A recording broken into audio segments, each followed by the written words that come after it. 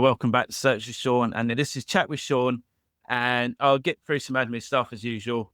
And then I'll get on to my awesome guest today. So let's get the admin stuff out of the way. I did just post a latest news episode where, as usual, we cover a whole range of stories around digital marketing, AI, SEO, the usual stuff like the algorithm updates, but also some of the more fun, unique stories that I like to cover across the world around AI and marketing and stuff. So do check that one out.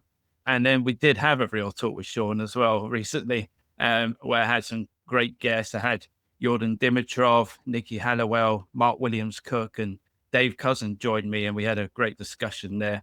So yeah, the links will be in the description. Go and check those out. I mean, my guest really needs no introduction, but I will do it because it is tradition.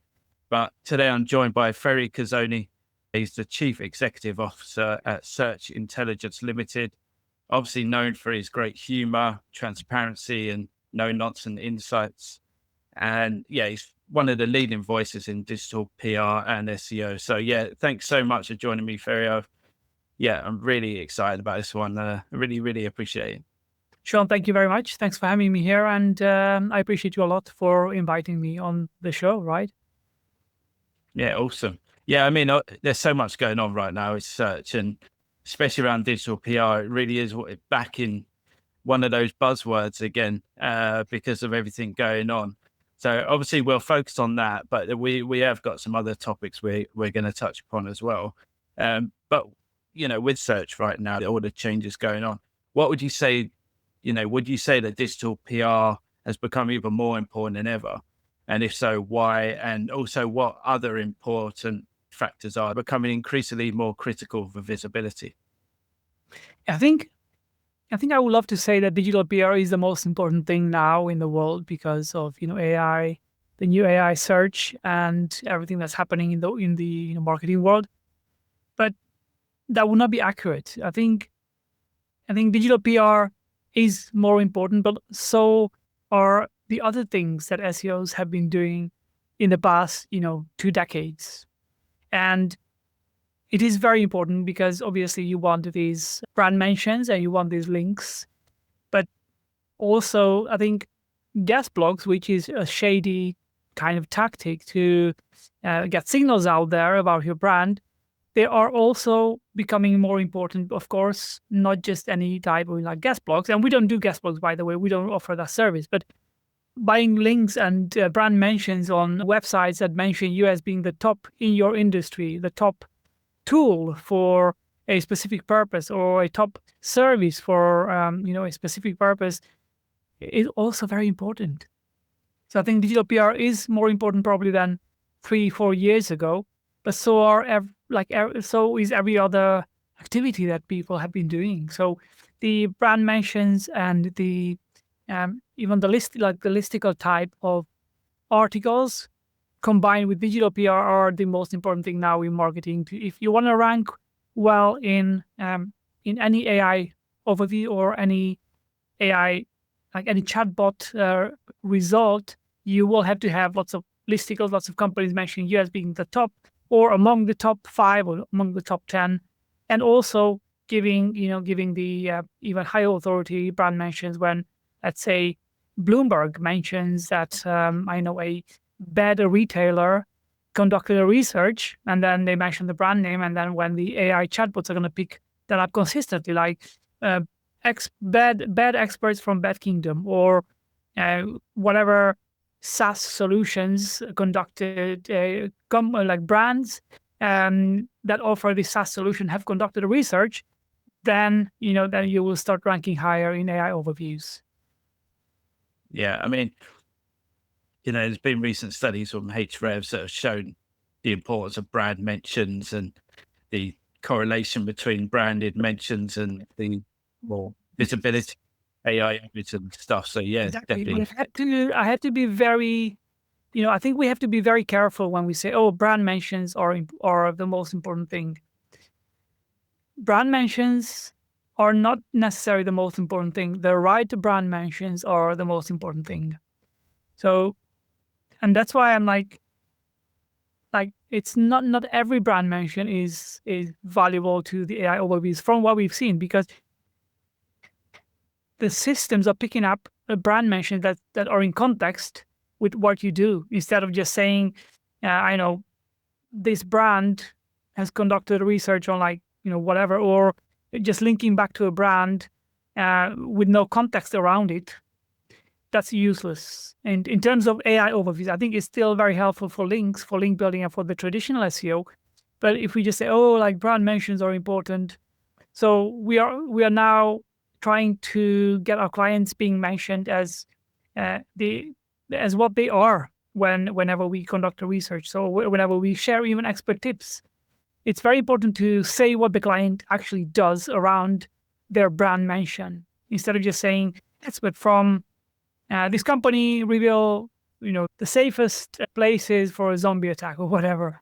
And you don't mention what the company is doing, that brand mention is probably useless, because if the AI systems are not going to find a context around that brand about what they are, then it's going to assume that the brand is about zombie attacks, instead of being like a casino client or whatever they are doing, right? If you don't mention what they are. I think it's very important to distinguish just brand mentions randomly or brand mentions with a context. Yeah, it's a great point, because I think that's something obviously the SEO world have always kind of done, where we just get, we see a certain trend, we get carried away, and then we bombard it because we think like, oh, brand mentions, so we just bombard it with all it. But as always, it's always been about context. But now, because of the systems have got more intelligent to read between the lines, it's even more important than ever to have that context behind it. Yeah. And the same with relevant publishers. Like, yeah, you can go and, like you said, if you have some sort of connection and relevance towards a certain topic, you can still be published there. But obviously, if you're just totally random and you're just chucked in somewhere and no connection to it, it's not going to have any benefit either, is it?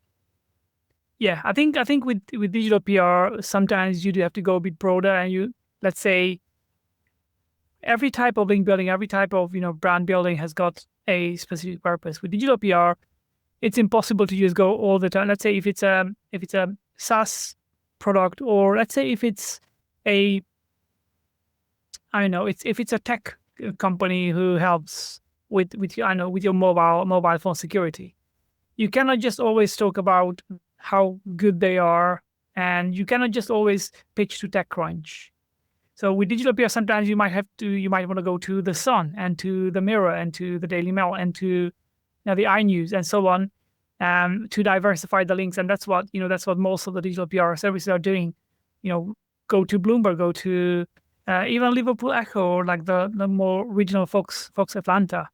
And that's where the context around the link is important, because the website is not going to be about, most of the time with digital PR, most of the news outlets are more general news outlets. So they're not going to be about, like just the whole website being about tech. The whole website is going to be about general topics. And that's where the context is very important to be in the paragraph, in the phrase around the brand mention. Because, but of course, it's more powerful if you have just links from like all the top tech publications, but it's impossible to get links, every year, like getting those publications every, 5 times in a year, or like 10 times in a year, for one specific client. Therefore, you have to diversify the publications. But yes, the more relevant it is, of course, the better it is. But it's probably not possible to do just relevant publications. What was interesting is actually I was conducting my own sort of research in terms of like the publishers that were frequently used as a source by the likes of ChatGPT and Perplexity, and obviously the AI views. And a lot of the time, the Sun, for example, was included. I just thought that was interesting. When I questioned ChatGPT about what they think of the Sun, they obviously had some concern. There's some concerns around it, so how legit it is.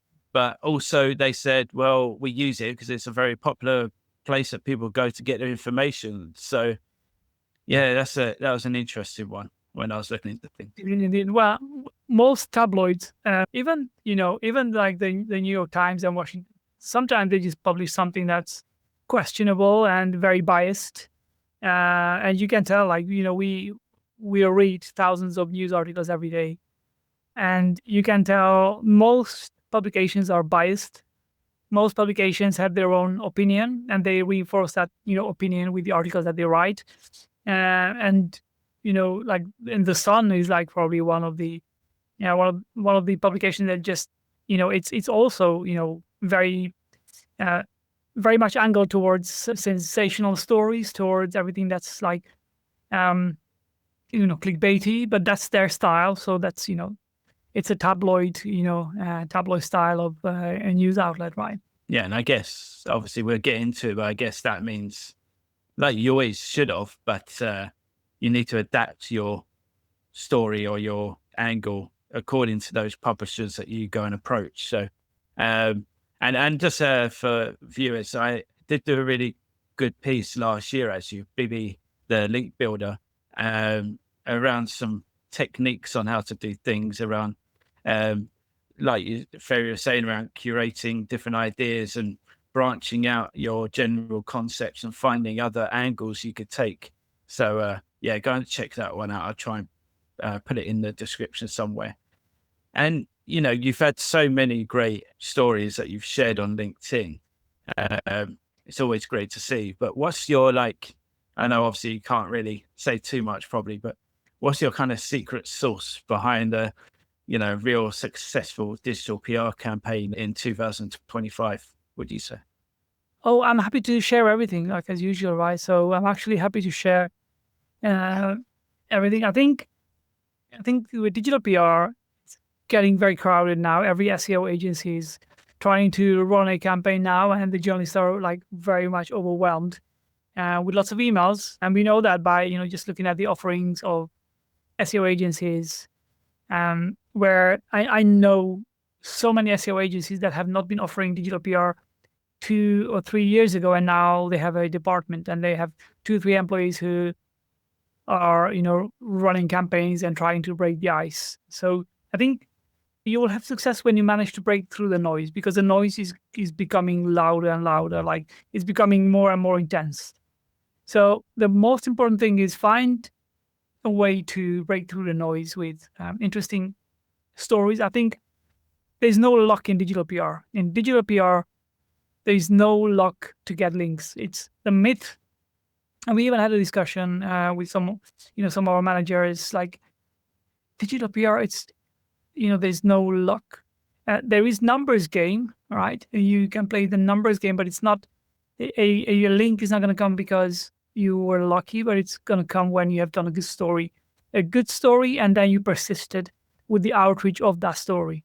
So 4 years ago, you could launch a story, push it out, even if it was average, it got links because there was no noise in the industry.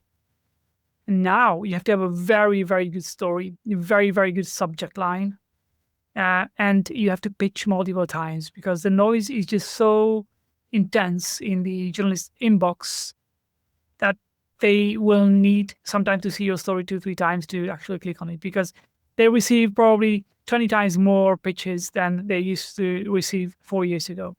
So the success of like a digital PR department is where you have really, really good stories, and then you have really, really good outreach and really persistent outreach. So instead of just sending your email to 200 journalists once and say, well, it is what it is. The story is not, it didn't get picked up. I was unlucky.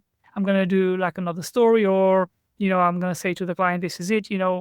We don't guarantee links. We don't guarantee placements. So sorry, we've done the story. That's not how it should be. It should be like, hey, I've sent this out. Let's see, how can I re-angle it? How can I do another angle? How can I pitch it to a different set of journalists? How can I find some more news outlets who I can outreach to? And just keep on pitching like maybe 5, 6, even 10 times the same story. Repitch it in 2 days instead of just giving up after 1 or 2 cents. I think what we've seen is and we have hundreds of campaigns running every month.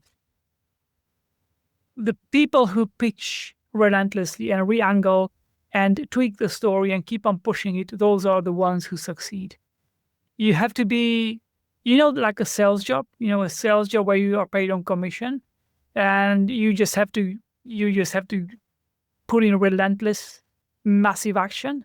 That's digital PR now. If you don't put in relentless, massive action with blind faith in your story, you will not be able to get links. And that's why we are like trying to motivate our team as well. Like, it's got to be relentless. It's got to be good stories, and then push, re-angle, and then retweak, and then push again.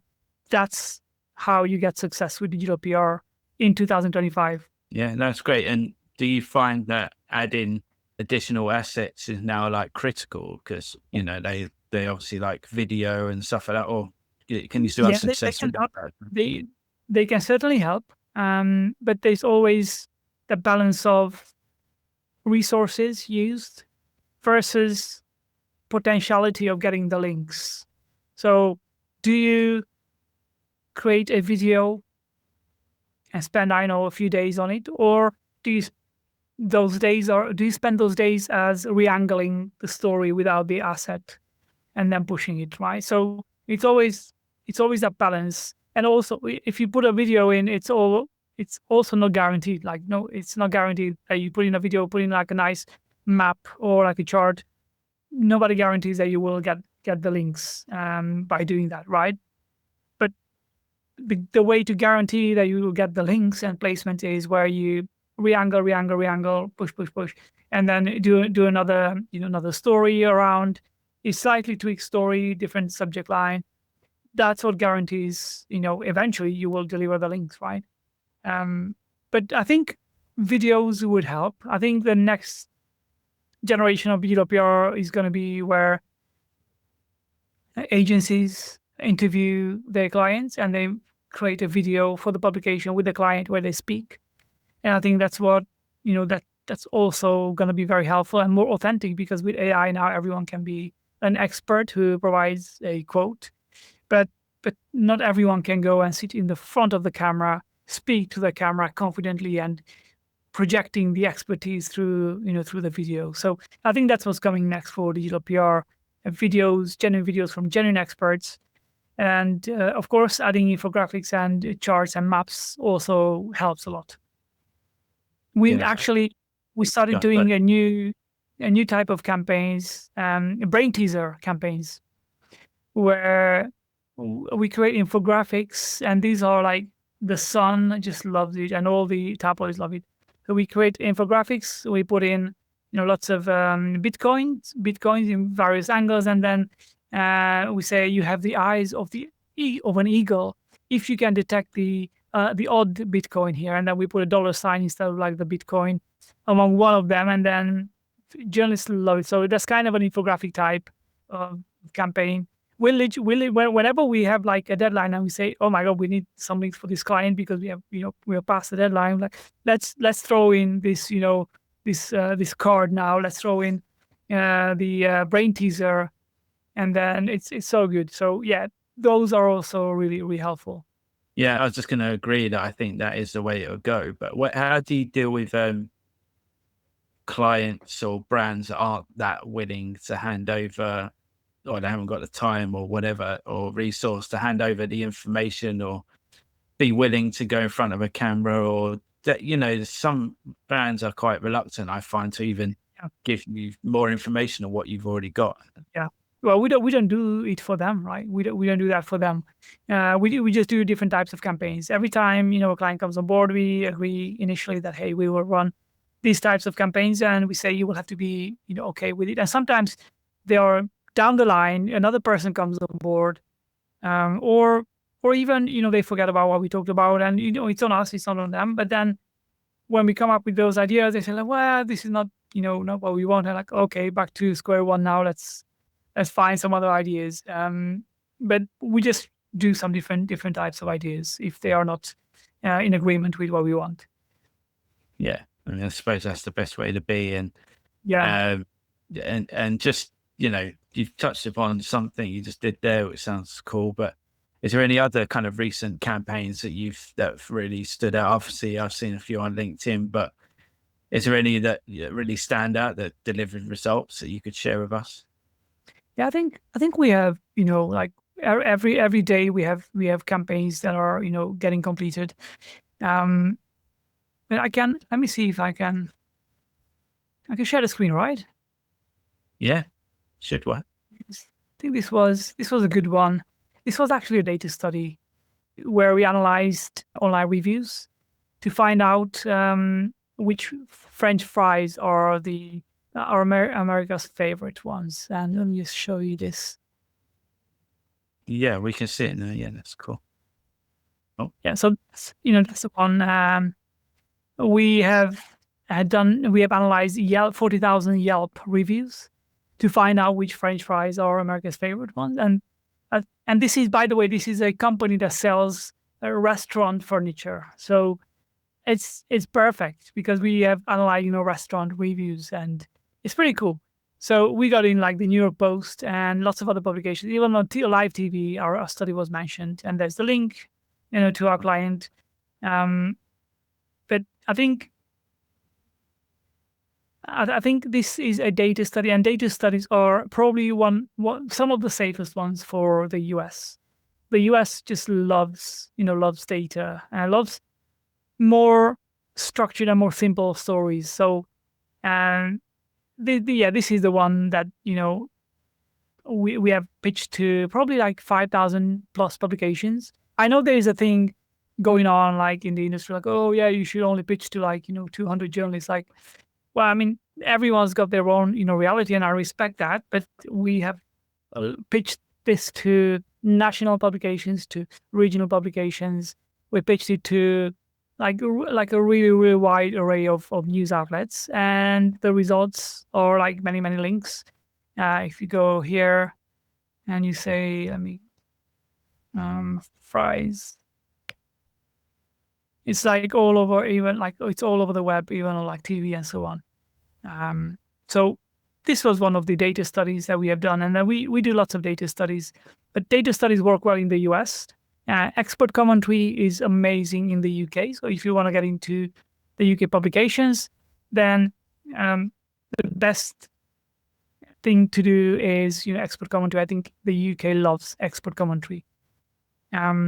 It's a heat wave. Even now, I was just looking through our links this morning, and we have client Bad Kingdom, and we every time there is a heat wave, we just put our clients forward as the experts to say, how can you fall asleep fast when it's a heat wave, or how not to sweat at night when it's a heat wave? And then sleep experts from Bad Kingdom or bad retailers from Bad Kingdom reveal 3 tips you can do to fall asleep faster during a heat wave, or the exact angle you should leave your door open at in the nighttime when it's a heat wave. And then it's like the UK loves these title stories.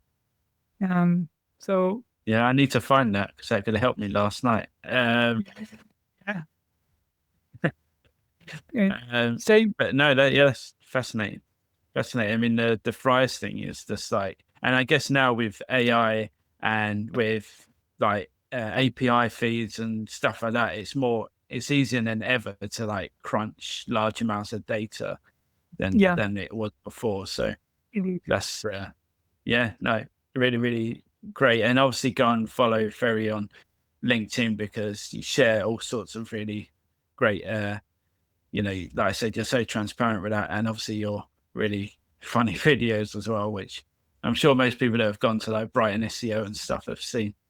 So in terms of one thing you did post recently, which I found really interesting, is around how platforms like TikTok can be used strategically to like really supercharge digital PR campaigns. So if you want to talk more about that, like especially TikTok, but if you've got any other social platforms you use as well. TikTok is amazing to build links, but you don't even have to post on TikTok in order to build links with TikTok. So what you can do is let's say you have a supplement client. What you can do is you can go on TikTok, find a fake health expert And there's so many people who just, like students from their, their dorm room, just say advice on the supplements you should take, or how you should fast, or how you should do things, who are not certified, not doctors, not experts. They don't have, health professionals, of course, on their team. They just have an opinion and then share it, and then they go viral. And so you can take, let's say you have a health expert, and I'm actually going to do this story hopefully before this video goes out, because many people might, and you should do it as well, because there's so many, there's so much advice. So you can find a not expert on TikTok who goes viral by saying, hey, you should do intermittent fasting and you should only eat at 6 o'clock in the nighttime. And if you have a nutrition client, you can say, nutrition expert warns about viral TikTok hack that got 2 million views, says, don't do that. And then you can bring the expert, the expert commentary in, or the debunking, kind of content, which will say, hey, intermittent fasting is great and there's great research supporting it. You can find research on the web, but you might also end up starving. You might also end up with vitamin and mineral deficiencies, or even amino acid deficiencies. So before you do intermittent fasting, like the viral video claims that it's good, you should be aware of if you have these health conditions, or have you topped up your body with essential minerals and vitamins before or during that, intermittent fasting, or whenever you are eating at 6 o'clock in the evening. Are you getting all the nutrients that your body will need the next day until the next day, 6 p.m.? Guaranteed links. If you take a viral video that's done by like a fake expert and you debunk it, it's guaranteed, almost guaranteed links in any niche. It can be, sleep. It can be, hair transplant. It can be anything. You can go and debunk videos with TikTok videos and get links for your clients without ever posting on TikTok. Yeah, I mean, on that point, obviously working in the sector I do in health and cancer related stuff, when I'm looking at the top videos on YouTube or the top posts you say on TikTok or Instagram, they're all foods you should not eat if they give you cancer, or foods you should eat to avoid cancer. And it's like, like you say, they're most of the time they're not any sort of professional. They're just someone's opinion. So it's a dangerous thing, and they get millions of views. So exactly, it's some of them, basically, like studies, but then they don't take everything into consideration from the study or from events. Like if something like if a substance is dangerous, or like whatever, a study on a substance has been done, it causes some issues. It's like saying, oh, don't drink water because 2 people died from drinking water. I know, because they have had 10 liters of water. But yeah, I think it's a massive opportunity there with TikTok. Yeah, I guess that was the same with YouTube as well. If someone's getting millions of views, you could turn that story in Instagram, YouTube, TikTok, anything that, Yeah, I mean, going back to kind of where we were earlier, I guess, but, focusing on AI overviews again, apart from the digital PR stuff we touched upon, are you seeing any other signals that you're seeing to help brands rank in those AI overviews? Or if you're already playing around with AI mode, which I guess you are with your US clients, Yes. So I think I had a post on LinkedIn like 2 weeks ago, and it's so true. We are back to 2008 in SEO. It's a wild west out there. LLMs just love the listicles, whichever website they are on. They love the listicles. And if 50 websites are going to mention you in a list saying you're the best, then LLM will be blind and will like, yeah, we found this, statistically, this website is like the best because they have been mentioned in 50 lists instead of the other company who's only been mentioned in like 2 lists. Like it's so like, I know it's so dumb. I would like to say, like, AI is so silly that it just doesn't have the algorithms that Google has, right? And Google, like, just remember how long it took for Google to develop the algorithm. It took it took Google like decades to come up with good solutions to this kind of spam. And I think the people building the AI forgot how adaptive SEOs are. And I can see now everyone is just posting listicles, even on their own website, and they manipulate AI to mention them as being the top in their industry. And this is I think it's an opportunity. I would like to say, okay, let's not be shady. Let's not do listicles just for the sake of ranking in ChatGPT. But then that is almost like saying, hey, let's play football. And there are rules in the football. You cannot, catch the ball with your hands, and you cannot, kick the other one down. So you cannot hurt the other people, and you cannot do certain things. And then we as ethical SEOs, we say, okay, we're going to play football according to the rules. But then another company, like another team comes on, and they are like grabbing the ball and running with the ball like in like rugby. But the referee says nothing. The referee says, it's fine. Just play. Like, what do you mean? Like, we thought we're going to play by the rules. So if we play by the unspoken rules of like, don't manipulate, then we'll be like the football players who are being, kicked and being beaten with like baseball bats on the field. So the other ones, win, and the referee says nothing. That's how it is. If you don't take action, the companies and the brands who will go aggressively against, like the ethical, like ethical, kind of ethical marketing is a thing, but I think it doesn't apply in this new AI world and in SEO as well, right? So the question is, do we play the football according to the rules and let the other team play rugby instead? Or do we also just play rugby with them? Yeah, I love that. Right. And yeah, even if you go within, like, to push, like, say you're in football and you're time wasting, it's still within the rules, but just pushing the boundaries quite a lot. Yeah. If you're not even pushing the boundaries, then you're not going to Indeed. win many games, Indeed. So yeah, 100%. And I had Craig Campbell on recently, and he was saying a pretty similar thing, why, when everyone's playing a different rules, like you say, why would you go then try and be the nice guy or nice person and just be the one left out? Because it's not obviously you can still do it, like you say, ethically. You don't have to go totally rogue, but at the end of the day, like, marketing generally is whoever has the loudest voice, who's ever seen the most, who's got the best thing to say.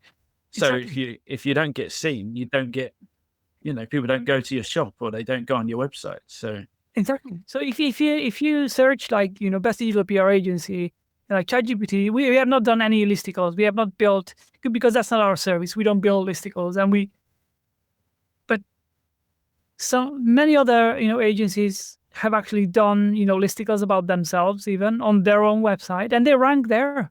And when people search for ChatGPT best digital PR agency, even if we are like the largest ones and like some of probably like well known in the industry, we don't even rank there because we literally didn't do any listicles. We didn't have the time to do that for our brand, for our company, but we wanted to stay away a little bit and see how, things evolve. But others who have done it, they are there now. And then like, oh yeah, we have, not manipulated anything, but then they have the advantage of like being in ChatGPT. Like, it's exactly that question. Like, do you just sit back and, wait for things to happen, or do you actually go and not break the rules, but push the rules?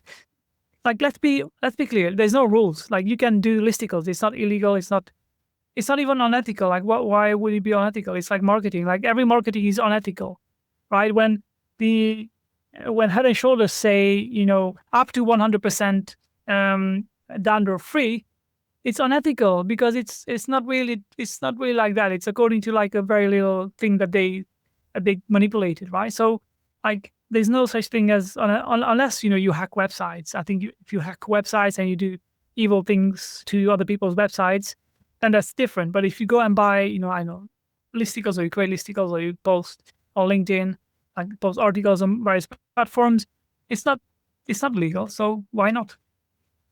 Yeah. Obviously, like I said, the problem is when there's like people are gaming the system, and if they are in a list and they're like one of the top SEOs and they're clearly not anywhere near the people that should be on the list or on the list, then it isn't helping. It's not helping the search results in any way.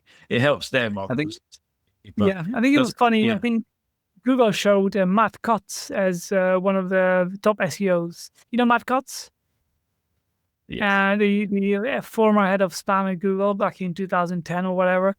And he's left the industry for quite a while now, but I think he's had so many mentions on the web that I think either, I'm not sure whether Google or whichever AI listed him as one of the top SEOs. Like he's not in the industry for like a decade now. So yeah, it was interesting.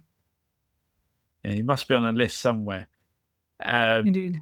So we'll switch up topics, and we still got some good time. So in terms of like, the one of the trending things, I know you're into it to a degree, is vibe coding. Is it? I've done a bit myself, and I wouldn't class myself like a proper coder by any means. But would you say it's a positive or negative for the industry? I know obviously some people will be affected more than others, but it's a great opportunity for others. So how do you see it, and what do you like doing around it? Oh my God, I love vibe coding, but I think people who don't embrace AI assisted coding, and I know vibe coding has got like a very very dark meaning for some people. It's like, oh yeah, you don't know how to code and you think you can code. It's gonna be unsafe and it's gonna be full of errors. And you'll see when the app grows to a big size and then you'll have lots of problems. Yes, I agree with all that, but I think it should not be dismissed. It's so powerful. We've built systems internally in 2 weeks that it would have taken tens of thousands of pounds, maybe even 100,000 pounds, and 6 months to build otherwise. I think vibe coding works very well for those who are developers, like senior developers, and they are open to adopting the technology. And eventually every developer will have to adopt it. We have a dev team of like 6 people, and we introduced everyone into AI-assisted coding. So we got them Cloud Code, like the top subscription in Cloud Code, and the cursor as well.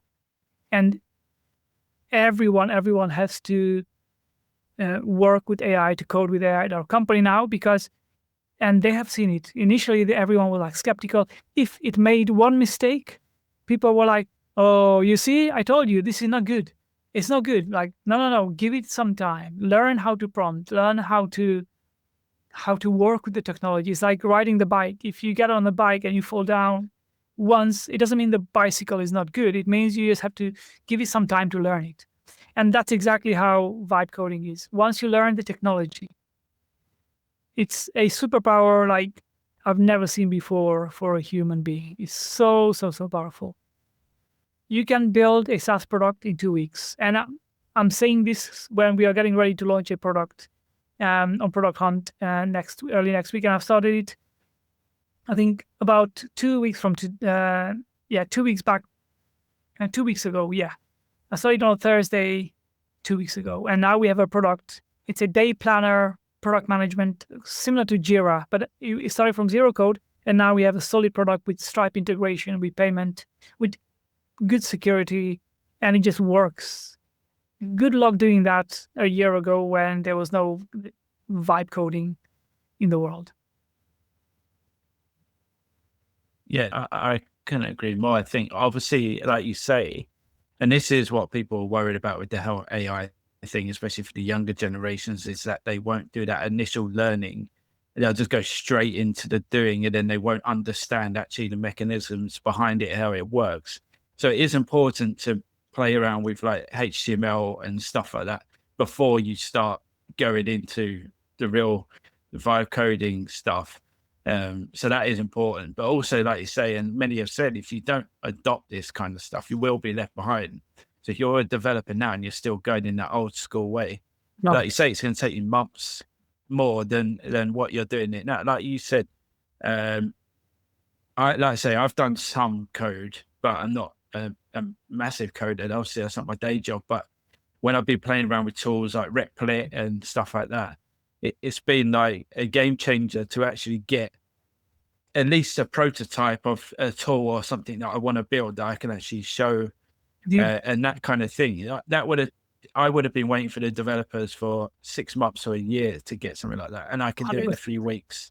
I think 1 year from now, we don't even have to understand how it codes, I think.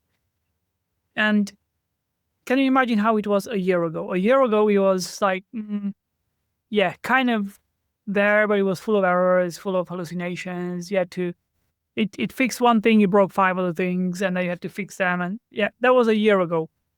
Now you can literally code almost for a full day without having to intervene manually. 1 year from now, it will be like, in order for you to use, the MacBook, you don't have to understand how the integrated circuits and how the transistors and how all the components within the computer work. You don't have to, because it just does the work, and you don't have to intervene, right? And that's going to be with vibe coding. You will, 1 year from now, I am 99.9% convinced you do not have to understand code in order to code. You have to have great logic. You have to have a great way of almost like delegating the tasks to the AI, and you have to have an understanding of systems. But you do not have to. And I know,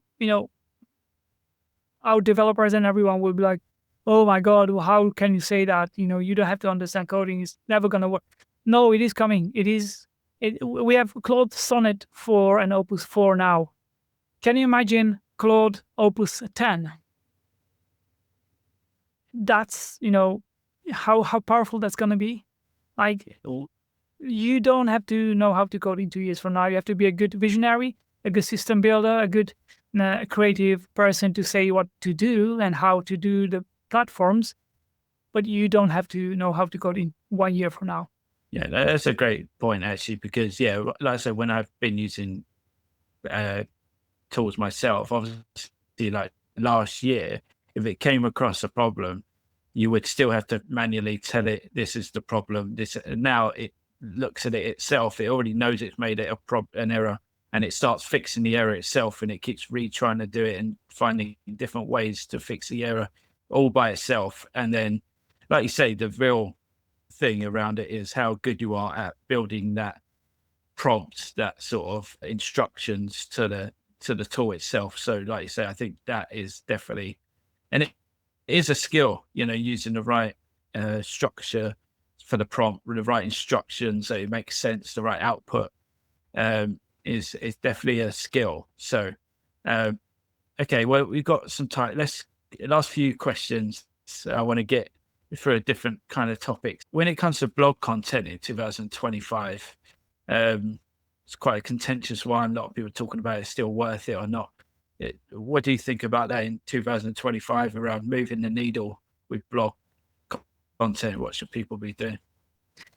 I think blog content that is specifically aimed at just like basic information content is dead. It's still, it can still work, but it's like, 5% of the effectiveness that it had 2 or 3 years ago.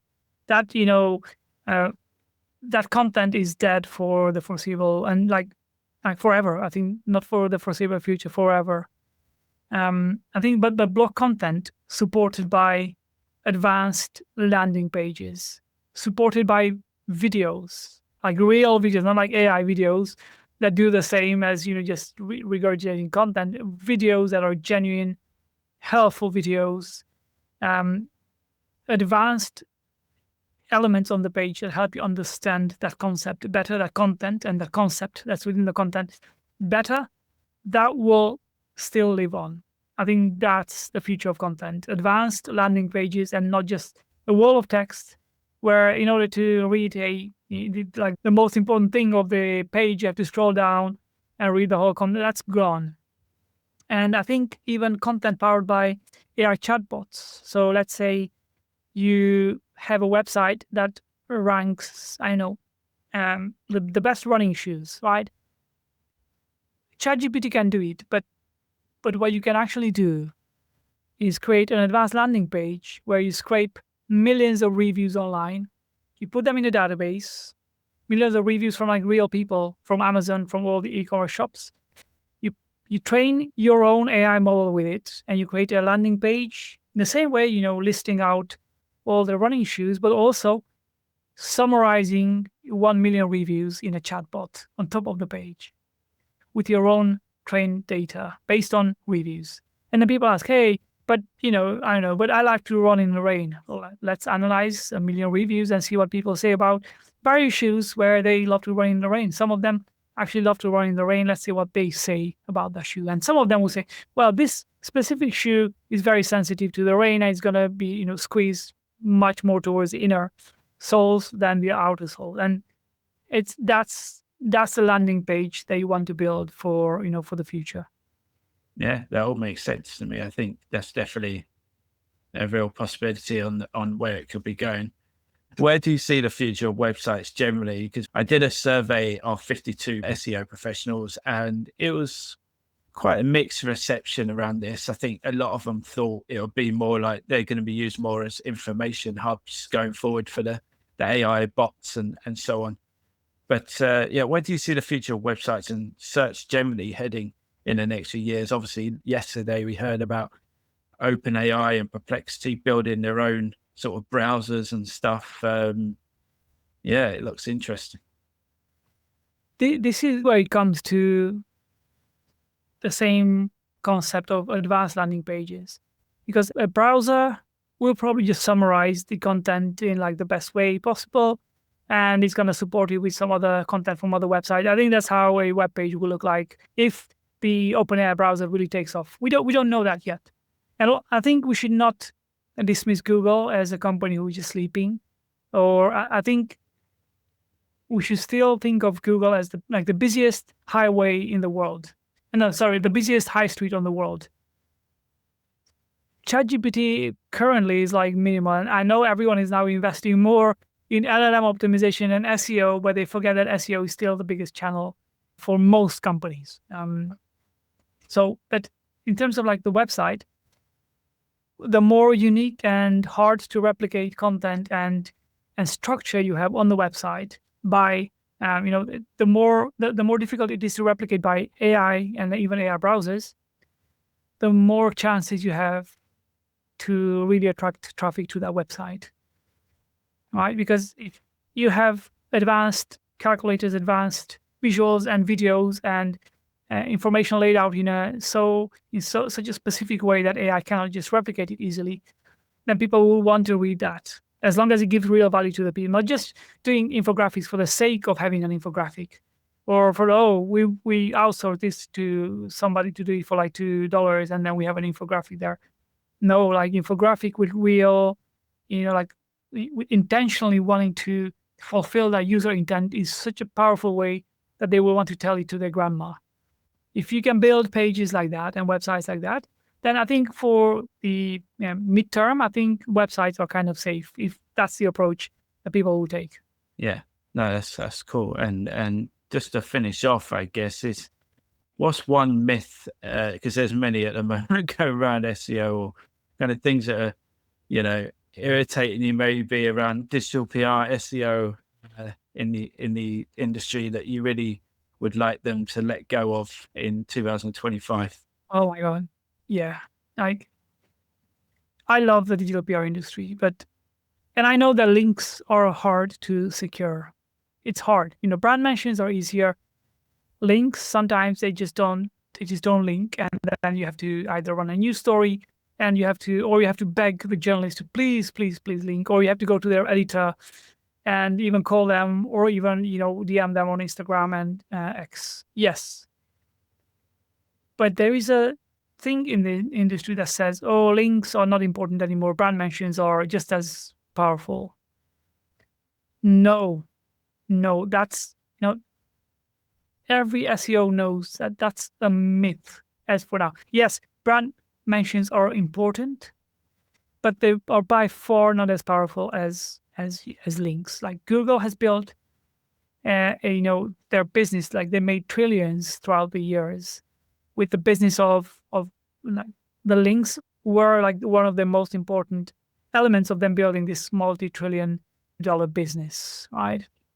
Links are more important than brand mentions, and it should not be dismissed. And I think that's one of the myths in the industry. Like, oh yeah, links are like not, brand mentions are just as powerful as links. No, they're not. Like, let's close this. Like, let's shut this down. Links are more important, and I'm saying this as somebody who's cutting the ladder from underneath, right? Because we are also, it's hard to get the links, but it's a myth. Links are more important than brand mentions. Full stop. Yeah, I think that's human nature, isn't it? When things become a bit more difficult to achieve, we then look at the thing lower down that's a bit more achievable and say, oh, that's the new top, and that's where we can reach. So yeah. Well, maybe. I mean, So maybe that's the reason. But also, like, I think traditional PR was like, oh, we got featured in this publication. But for SEO, still, links are the powerful thing. And I don't want to, if that's their reality, I respect them. I respect everyone.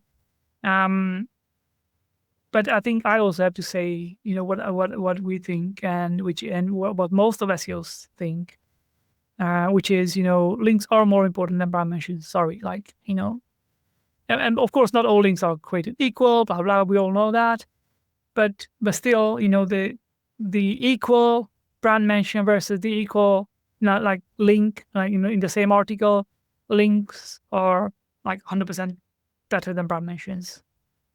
And we know this from like lots of studies from the whole industry, not just us, but everyone who's done studies on links, they have found that.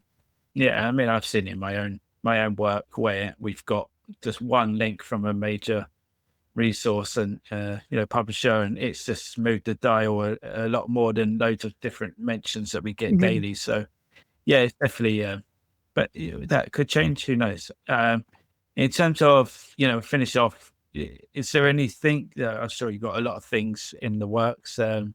Is there anything that people should know about that you got coming up and, what you've got going on?